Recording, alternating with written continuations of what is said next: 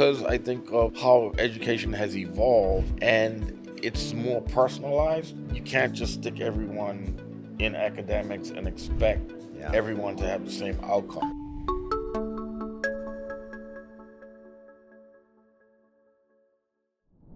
Hello and welcome to another episode of the Powercast. I'm your host, Jeff Pelzel, and we are at Edge in Nashville, and today we are going international to Bermuda, to the Ministry of Education and Giovanni Joseph, who is the CTO there, and welcome to the Powercast. Thank you, Jeff. So, great to be here.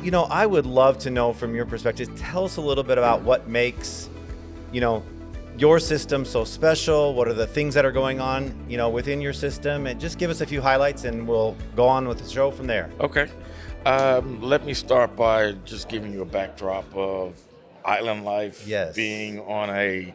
I want to hear about that. That's got to be a little bit different. I live in California, so I'm near the beach. Yes. But island life has got to be definitely different. It's definitely different. Yes, different pace, probably. Everything runs on island time. Yes. Yes. So it has its pros and cons. Mm-hmm. Mostly, everyone is 1 degree separation. So everyone sort of knows somebody, or someone knows someone. Yes. So it's really a clse community, and that has its pluses and minuses. Yeah. You can't be anonymous, so you kind of have to watch. You got to join them. There you go. So it's unique, and being in the public school system there presents its challenges. We have a mixture of private and public schools. Mm-hmm. So in the public school system, we have approximately 5,500 students, and being legislated, every child has to go to a school. Okay. So it's part of the law that they have to go to school. Oh, interesting. To age 18. Oh, very interesting. So, what's one thing right now that you're working on or have been working on that you're really proud of, the work that's going on within the Ministry of Education? Well, I think everyone has had challenges since COVID. Yep. And I showed up on the scene just before COVID. So that was my... That sounds like my superintendency. I became the superintendent the year before COVID. We had one really normal year, and then after that, it was never the same. Yeah, I had maybe 3 months before then. So it presented unique challenges, and we, like everyone else, found ourselves not having any type of remote learning platforms. So the one thing that I can say that we did in fast motion, and thank you to PowerSchool for that, because Schoology was available. Yeah. And we went out, and that was our first big purchase outside of the SIS, was to bring in remote learning, and we were able to continue to provide some level of education during the pandemic and the lockdown, because we were locked down like everyone else. Right. So proud of the team for getting that in, and that's been a big change and impact on our teaching and learning. So what is that looking like then in terms of, now you're post-pandemic, what's the day-to-day life look like, even with that, in terms of using Schoology in the classroom? What's that looking like for teachers? So it's a big change. Yep. And also giving you a backdrop, we have 10 kindergarten, 17 primary, and 3 middle schools in 22 square miles. Wow. So the adaptation hasn't been 100%, but you can see where the use of technology now and the kids actually getting involved with that. And on top of that, we've also provided Chromebooks for every student. Nice. So every student in every classroom has a device. That is one of the benefits of the pandemic. Interesting, right? We all got devices in the hands of kids, and that's now become the new norm. And that is the norm, yes. So they've embraced, the kids have embraced the technology naturally quicker than the adults. So we're finding... That's also true in the United States, too, not just in Bermuda. that pace, we've had to manage that. A lot of the kids now are outpacing the pace of learning that's coming at them. because they're on the devices 24/7. They take them home, Yeah. and so they're always quote unquote connected. Question, kids taking the devices home, you give hotspots out, or do they all have Wi-Fi at home? They have Wi-Fi at home, Okay. traditionally. Yeah. Where they don't, we try to provide Yeah. some level of assistance. Yep. But we have a penetration of around 99.9% of people have Yeah, I mean, mobile you're phones. small, right? Yeah, I mean, and they have it's good. mobile phones, Yes. and they actually have some type of internet Yes. connectivity. Yeah, that's nice. That's very And nice. then we also provide. Most schools are in communities. Yeah. So we actually have Wi-Fi at the school. So Yeah. if someone wanted to come, they could sit outside Yeah. and Okay. get That's nice. get online. And it's So- always nice weather, so Yeah. it's not bad, right? It's Kids not are not bad. freezing outside in the middle of the winter, right? Correct. I get that. So I'm just curious. I was looking at your portfolio of solutions that you have at PowerSchool, and the question that's easier to ask is, what don't you have? Because I mean, we in California have a number of districts that have a lot of our solutions, but you guys are literally, you're all in. Yes. So talk to us about what that decision has been like and why you went all in with PowerSchool. So when I arrived, the department had purchased PowerSchool back in, I want to say 2008, 2009. And that was the SIS. And that was the SIS. Okay.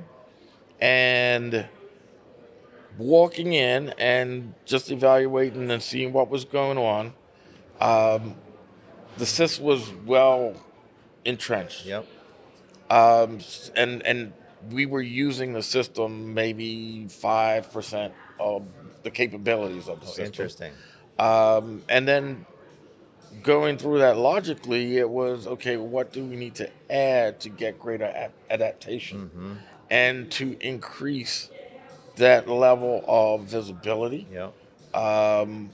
to try to get as close to 360-degree view of the academic kid. view Yep. of the students. Yep, for sure. So we went about slowly. Schoology, as I mentioned, was number one, Yep. just because of the pandemic. Yep.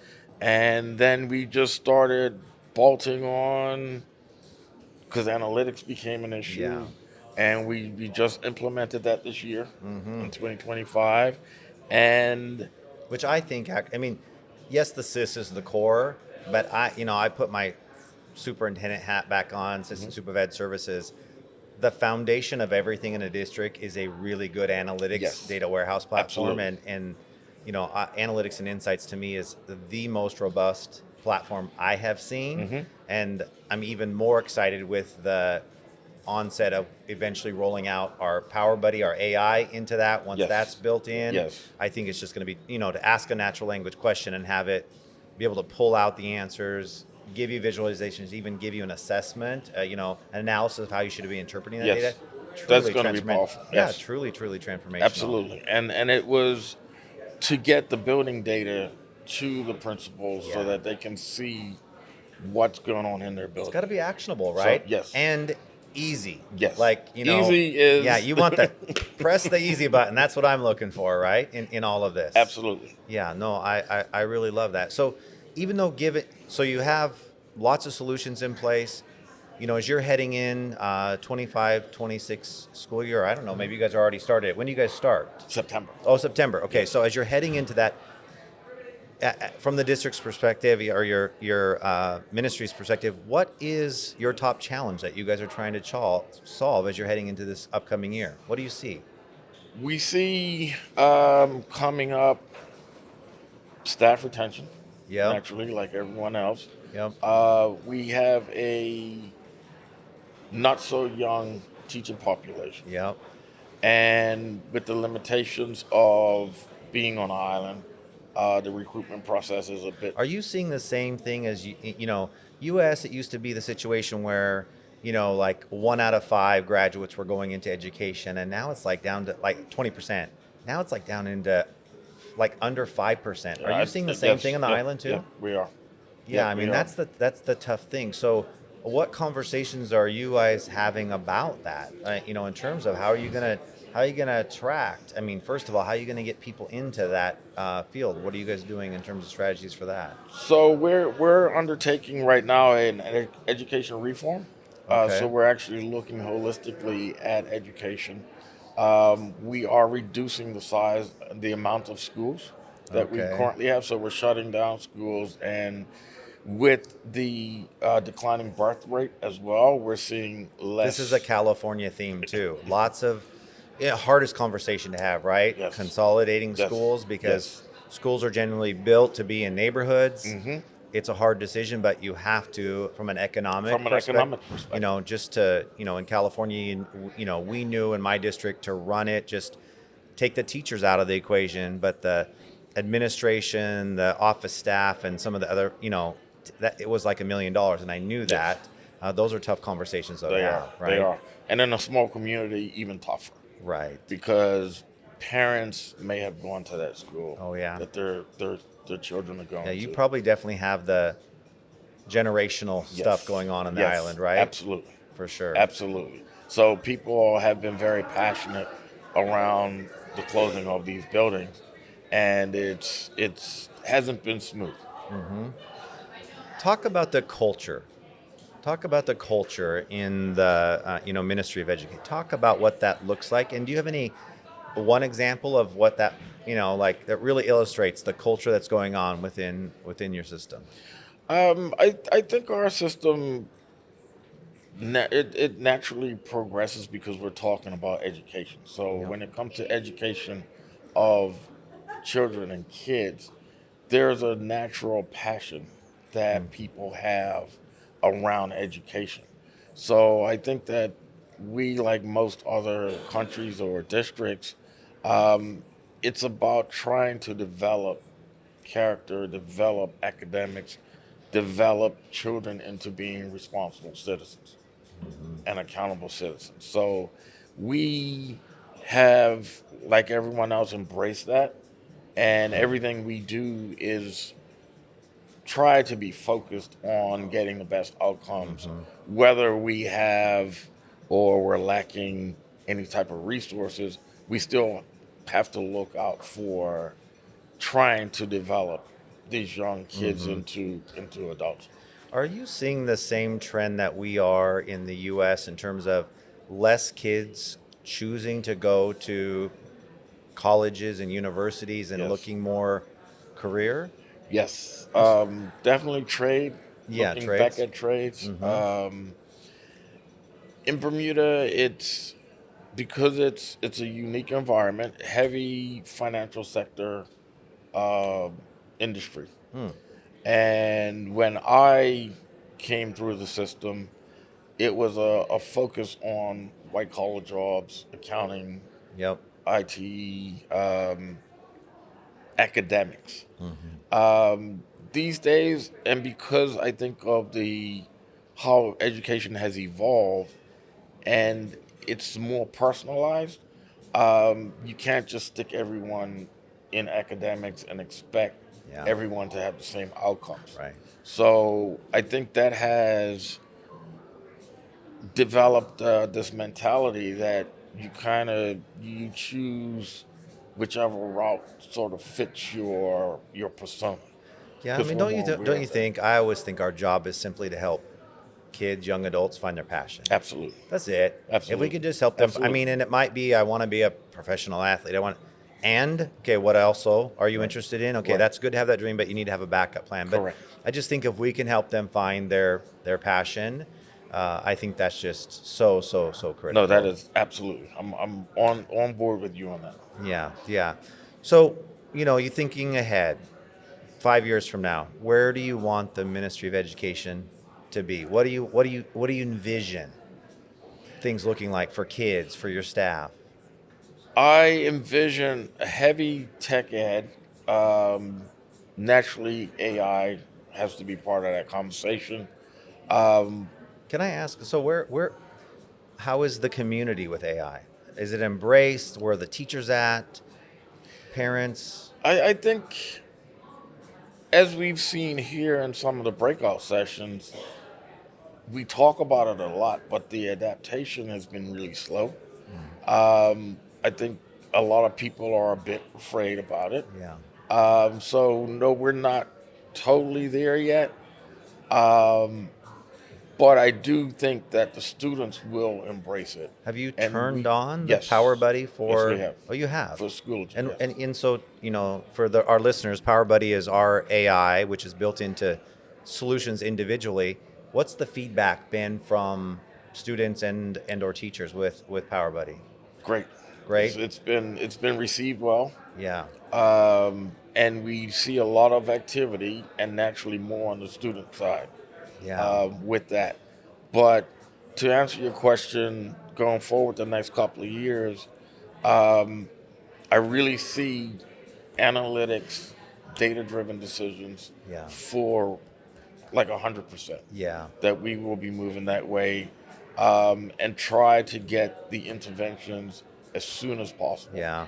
Yeah. So The thing I always think about too is, I felt like we were moving in the right direction with interventions, but I'll tell you what I didn't know as a superintendent was whether it was working or not working Yeah. until I did the autopsy at the end of the year. And we're trying to figure out, okay, what was working at site A versus site B, and we really didn't have the data. Yes. And one thing that just stands out with our MTSS solution is I can see the data from site to site, aligned to the interventions that we put in place across.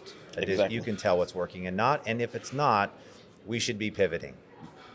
Correct. Yeah, Yes. earlier Than than waiting for the next school year. yes. Yeah. Absolutely. Yeah, I love that. Have your outcomes wise, have your students, are your academic outcomes, are you back to pre-pandemic, or where are you at in terms of your progress around that work? We are back to pre-pandemic.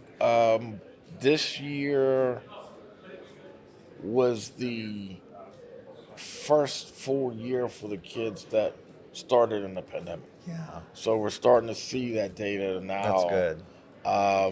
And we're analyzing that currently, but Yeah. we're starting to get to see how that did affect the students that started during the pandemic. Yeah, that's awesome. I'm just curious. I know your job's hard. Any job that's at that chief level, CTO level, superintendent level, the jobs are daunting. I lived it, I worked it. So what do you do? Because I want to know what you do in island life for your free time to unwind. What does that look like? Shed some light, so we all are completely jealous of what goes on. Golf. Avid Love it. golfer. Love Okay. love to golf.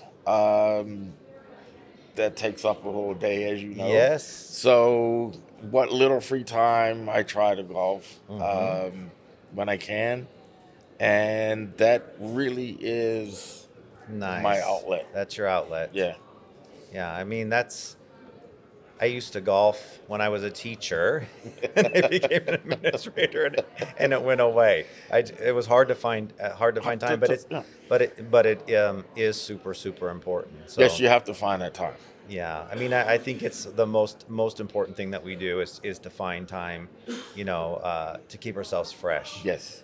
Self-help. Self-help, I appreciate it. Well, again, I really appreciate you joining us today. Thank you, Jeff. Nothing better. This is our second opportunity to go international on our Powercast. Good. So you're second in line, and we appreciate the conversation. It's always great to get insight. And my takeaway from this conference is there's many other leaders here from across the world. Education is more alike than it is different, no Yes. matter where you're at. Correct. And I love that. So again, if you enjoyed this podcast, we encourage you to subscribe, like, and share this.